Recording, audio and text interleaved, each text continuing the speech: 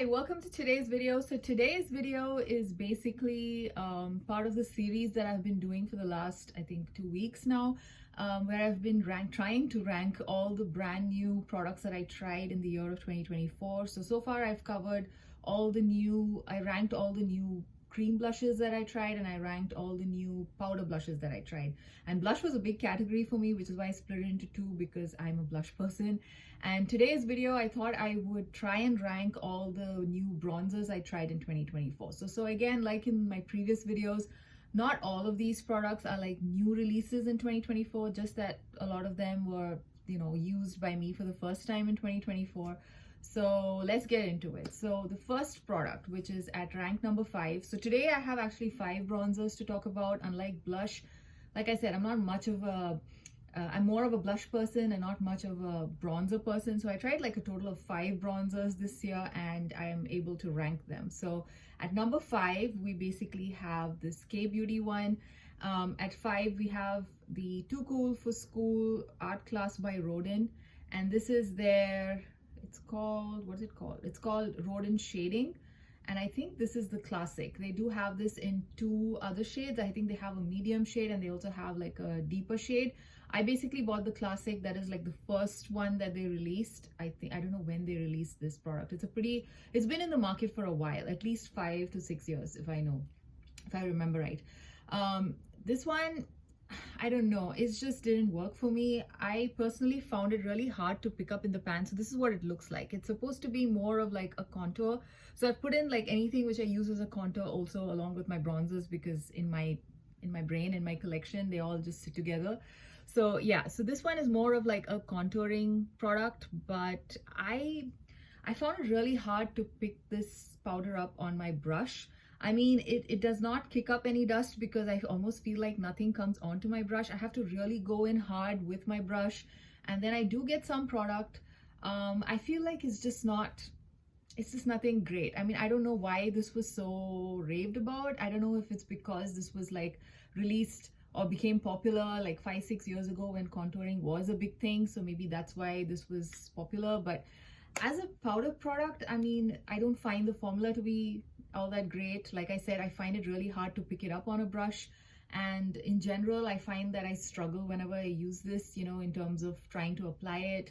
And also on the skin, I feel like I really have to go in hard for it to be kind of visible. I almost feel like I'm not putting anything on many a times when I use this. So yeah, I'm not sure if it's like because I chose the classic shade, which might be a little bit too, I don't know, light for me. But at the same time, if I swatch it, if I try to build up a swatch, it's visible on my skin. So I really don't know. This product just, I don't know, I just got very frustrated using it. So yeah, it's at rank number 5. And I mean, I like the packaging and everything. It's very cute. Even came like in a very nice sleeve. And if the packaging, of course, for a lot of K-Beauty products, the packaging is absolutely beautiful, even if they are priced like at drugstore prices. So it's no surprise that this was packed nicely, and I like the whole aesthetic of the brand and everything, but just, I don't know, the product itself was just doing nothing for me. So this is why this is at number 5. And let me know if you've tried this, if you've tried a darker shade, and if it works better for you, or what are your user experiences with this product. Is it just me? Did I get like a bad product with a lot of hard pan? Because I do feel like there is a bit of hard pan on there, and I don't know, I've tried everything. So I don't know, it's just, the moment I look at it, I get frustrated. So yeah, so that's at number 5. Now the product at number 4 is this one from Katrice. Now this is from the Katrice summer collection. I think it was called Summer Obsessions, and I picked this up, I think sometime like end of October or November. Like they had like a sale, which is when I picked it up. And this is the what's it called exactly? It's called the Bronzing Cushion Stick, and I have this in the shade 02 Son of Mykonos. Now the actual product in this tube is actually very nice. I really love the serum-y gel-like texture of it. I feel like the 2 reasons why this is at number 4. So the first reason being, I hate the packaging. It basically is like comes with a sponge tip. Can you see how messy it is? It comes with a sponge tip, and then you're supposed to twist this at the bottom, and then you have product which comes out. Now what happens is that when you twist this, it's just like a lot of product just oozes out sometimes, and it just gets really messy, like as you can see. And even to use, it's really messy. I have not gone directly with this onto my cheeks because I feel like the sponge is quite hard and I don't think it's going to do much of a good job blending it in. I basically put this on my hand and then use my normal bronzer brush, which I use for cream bronzers, and then just apply it on my cheeks. Now the formula is nice, but like I said, I just hate the packaging. I cannot travel with this. I think it's just generally requires a little bit of caution whenever I take this product. So overall, it's just not very user friendly. If they basically had the same product in a different packaging, like even a squeezy tube, I think this would have been great. The sponge tip is getting messy. I don't know how long I'm going to keep this in my collection because, you know, once it gets too gunky, yeah, it's just probably going to start like spoiling quickly as well. It's a cream product, and you know, with all that stuff caked there, it's just a breeding ground for bacteria. So yeah, I don't know, it's a very sad case of, you know, how the product is really nice, the packaging kind of sucks. So it's not very user friendly. And the second reason why this is actually a number 4 is that, again, the formula is great, but the shade I feel is just so dark, as in I think I made a mistake. I should have probably picked up the lighter shade. It comes in 3 different shades. So I picked up the middle shade because I have like a medium skin tone. But I think this is like super pigmented and a little hard to sort of work with if it's a bit too dark. First off, you can't really control the amount of product that comes out. So you have to take like teeny tiny bits and then just work it in nicely into your skin. I am wearing it right now, but yeah, it's just, I don't know, it can just suddenly be too much. And I feel like if I had a lighter shade, I might have been able to control the product a little better.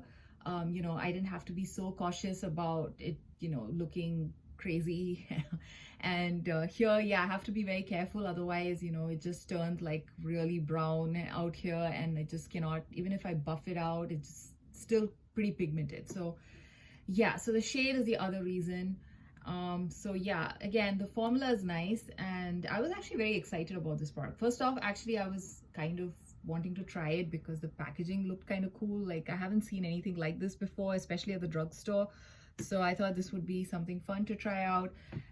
Yeah, the packaging was basically the biggest letdown. So yeah, so that's basically at number 4. Now at number 3 is this one from Bobbi Brown. Now I thought I would just include this in the rankings, even though this is a limited edition product, because I think a lot of these products might be available as singles at Bobbi Brown. So the bronzer in this particular holiday palette that Bobbi Brown released last year, it's called the Luxe Cheek and Highlight Palette. And I have this in the shade light. I think they released 2 different versions of this face palette last year. One was light and one was medium. And the bronzer here is called Brilliant Bronze. So yeah, I mean, if at all they come out with like a single, you know, and I think maybe they might have it in their line, because I know that this particular highlighter, they do have it as a single. So perhaps they have the bronzer as well. Anyway, I thought I'll just post it in my rankings. This particular bronzer, I love the formula. Again, it's a Bake Gelée product, so it sits really nicely into the skin. This is also one of those products which you can like layer nicely, like you don't have to worry like this one. It layers beautifully. It also kind of blends into your skin so well that it kind of looks like almost it's airbrushed on there. So overall, I love it. The formula is fantastic. This particular shade is a bit light to use as a bronzer for me in the summers. This is more of like my wintertime bronzer shade. It's got a slight reddish undertone as well, and it works well for my winter skin tone in general. So overall, I love this particular bronzer. I like the formula, and I have nothing bad to say about it. Just that the other 2 products which are ranked higher is basically stuff that I would probably reach for a little bit more than this one. But yeah, formula wise, shade wise, I think it works really well. So I really like the bronzer in this particular palette. So yeah, and I don't think this is available anymore as a palette, but like I said, maybe the singles of these products will eventually come out in some limited edition collection or the other, or it's already there in their regular line. I haven't paid much attention to their regular line actually. So for all you know, this bronzer is available. yeah, so that was basically the palette from Bobbi Brown at rank number 3, the bronzer in the palette at rank number 3.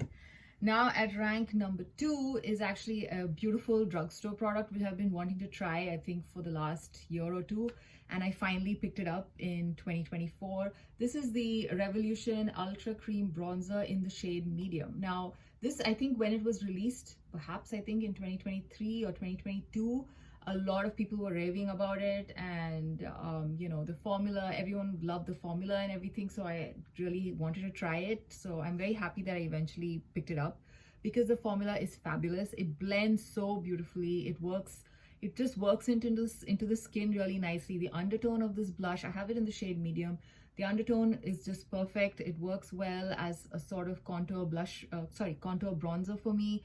I don't really bronze the forehead or the sides so much. I mostly like use bronzer around like my cheek area, so this works really well for that.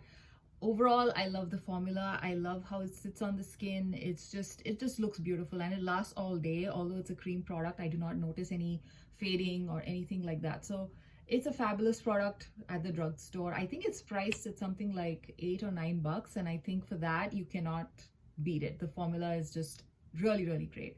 I much prefer this cream formula to like all of these other ones. These are all drugstore. I would categorize this also as drugstore.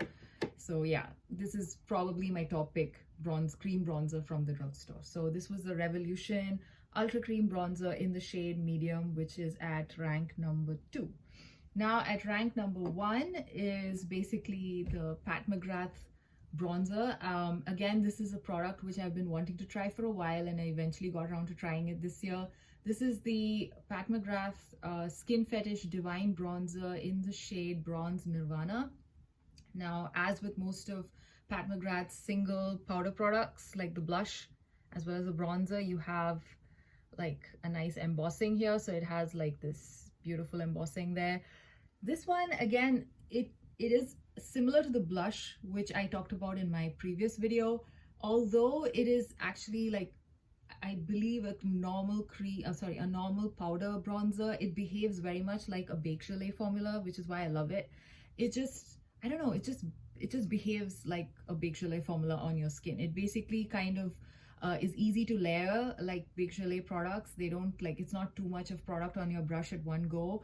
You can layer it happily. You can also like control the amount. It sits really well on the skin. It again looks like it's one with your skin. Like that's the main reason why I like Bake Gelée products, because they generally tend to like mesh into your skin and don't sit on top and look powdery. So this one behaves like that. So that's basically something interesting with this one, as well as the blush that I tried from the Skin Fetish Divine line or whatever it is from Pat McGrath.